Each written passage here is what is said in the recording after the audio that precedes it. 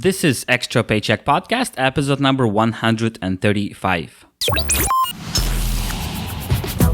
You're listening to Extra Paycheck Podcast, where you will learn how to build and grow your own successful online business. Now, here's your host, Alex Soul. Welcome to yet another episode of the Extra Paycheck Podcast. This is episode number 135.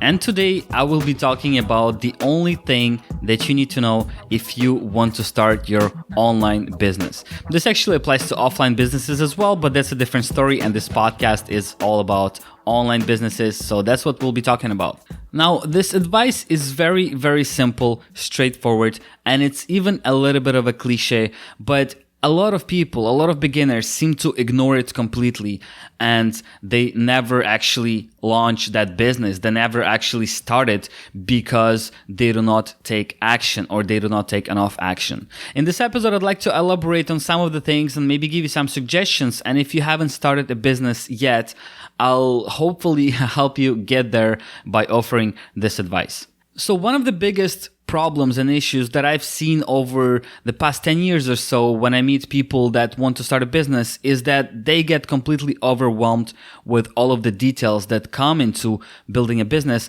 and being overwhelmed simply stops them in their tracks and doesn't allow them to move forward and actually start that business. And I understand that, because when I started my online business for the very first time, I was completely overwhelmed as well. But I found a way to get around it. Okay, so about taking action. There's a book by Michael Masterson called Ready, Fire, Aim. And I really love that name because that's what you really need to do when you're thinking of starting a business.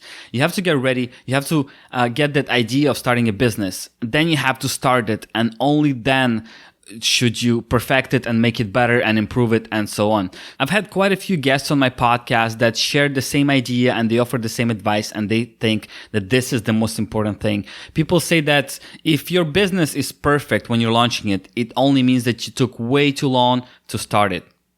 So how do you do that? How do you manage to actually take action when there's so much information and so many things to do? My advice would be learning one thing at a time and acting on that thing.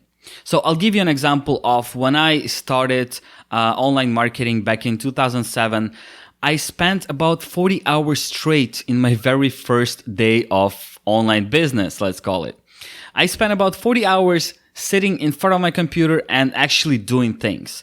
I found this training online, which took me through all the steps of starting a business, and I didn't actually sit there learning everything and watching tutorials and trying to absorb as much as I could before starting a business. I actually did it step by step. I did one thing, then another thing, then another thing. And to give you a more detailed example, so the first thing that I've learned when starting a business, you need to have an online presence. Let it be a blog, a website, YouTube channel, whatever that is. So I knew I needed a blog.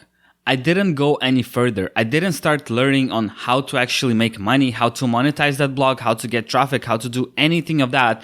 I concentrated on learning how to set up an actual blog.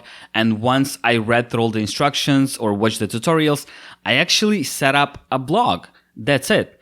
Step number 1 is done. I have a blog set up. What's next? You have to write content for that blog. So I actually started writing my first articles for that blog at the same time. It's all within that 40-hour frame.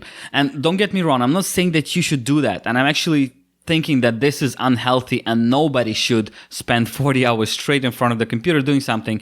What happened is that I was really excited about this opportunity and I really wanted to get started as fast as possible and to get a lot of stuff done as fast as I could. So this is why I spent so much time actually doing that. But going back to my main point, I didn't try to just sit there and spend months learning. I would learn one single thing and apply it in real life. I would apply it to the business. So basically, I would take action. After I started writing articles, I was like, okay, that's good. So how do I get traffic to my blog? This is when I started learning about SEO, and I learned a few things about keyword research and using those keywords, but that's details because every time I learned something new, I applied it. Then once I knew how to write those articles and how to use keywords, I started looking into affiliate marketing, and I started looking into how to open an account on a platform like Amazon, and I started looking into using those affiliate links, because if you don't know, when I started, I was not technical at all. I didn't know how to create an affiliate link or how to copy that link or how to implement it into my content. So once again, that's what I did step by step. I created an affiliate account. Then I watched a tutorial that showed me how to create that affiliate link and how to paste it in your blog, in your content.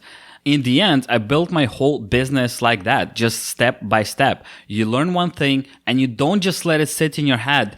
You actually act up on it. You take action and you make that happen. And you don't think of the next step. You just do that one step that you learn, and that should be the most important thing of the moment for you. Do that one thing that you just learn, and don't even think about anything else, because everything else will come later once you've accomplished that first step. And if we keep talking about that, then of course I started getting traffic, a little bit of traffic, because I was writing those articles. And once I started getting that organic traffic from search engines, I thought, okay, how do I get more traffic? That's when the PPC came to me, and I thought, okay, I need to learn about PPC. How does that work? How do you do pay-per-click marketing? And I didn't just jump into the whole thing and started learning everything. I started with Google AdWords first. I learned how Google AdWords works, how to create those ads, how to bid properly on the clicks, and so on. Once I was familiar with Google AdWords and actually started getting traffic from that, only then I moved to another platform, which was Yahoo Ads back in the day, which was very profitable for me at some point. But once again, the point that I'm trying to make is that I didn't try to learn everything I possibly could at the same time before starting a business. I would learn one thing, apply it, and then move on to the next thing. This would be my biggest advice to anyone starting anything, even if you're launching a startup of some point. So let's say you have this great app idea. That's awesome. And you're thinking, what is going to be my exit strategy? How do I sell this app for millions of dollars? Once again, you're thinking way too far, and this is not going to bring you any results, and you're not going to become a millionaire if that's how you're thinking, because you'll spend a lot of time reading books on how to get investors and all of that, but that's not the point. Your main goal right now is to actually create that app. You have to build an MVP, which stands for minimal viable product, and pitch that product to customers. You need to get people actually using your app. And only then you have to start looking into improving it, into marketing it. And eventually, when you're actually making money from that app, or when you have a huge user base in that app, only then you should start learning about pitching to investors and getting more people involved into your startup and maybe eventually selling it. What I am trying to say is that the same rules apply to those startups as well. Don't try to learn everything there is to learn before launching that startup, because you'll never actually launch it, because you'll be stuck in that phase of just learning and thinking and trying to make it perfect before anything actually happens. And as a result, nothing will ever happen. You'll just give up on that idea eventually, because you'll think it's too hard and there's too much work and it's just not going to work. And you'll keep jumping from one idea to another, to another, to another. Instead, you should be taking action and doing things step by step. What's the first step if you want to launch an app? Well, you have to know how to program it. If you don't know how to do that, then you need to find someone who can help you. Either you pay them, either it's a friend that wants to be in a partnership with you, or whatever the scenario. But you know that your first thing is actually creating that app. And that's the only thing that should matter to you at that point. Make it happen, make that app, and only then move on forward with marketing it or whatever you want to do with that app. As you may already know, I have a free email course which teaches people how to launch their affiliate marketing business online. And it's a step-by-step course, and in every email of that course, I have very specific tasks that people have to go through. One of them is, of course, setting up a website and registering on platforms like Amazon and so on. However, I get a lot of people emailing me and telling me, Alex, you have a really great course, very informative. I've gone through the whole thing. What's next? What do I do next? How do I actually start? And it kind of baffles me every time, because within that course, I tell people don't move on to the next day until you have done this specific thing. Don't move on into creating content unless you've already set up your blog. And a lot of people, they do complete opposite. They actually read through the whole course. They wait for 5 days or however many days I have in that course. They read through every single email. They get excited and they don't take action. They don't actually do what I tell them to do. And then they're asking me, okay, so how do I get started? Well, my friends, I told you in the very first email how to get started. You set up your blog and then you go to the next course and then to the next and then to the next. I've even had people emailing me and telling me that they signed up to this paid training of some sort and they've been learning about starting a business or setting up a website for a year and they didn't get anywhere and they don't know where to start. And I usually ask those people, so what have you done in that year? Yes, you went through the training, you learned a whole bunch of new things, but what have you actually done to make that dream of a business a reality?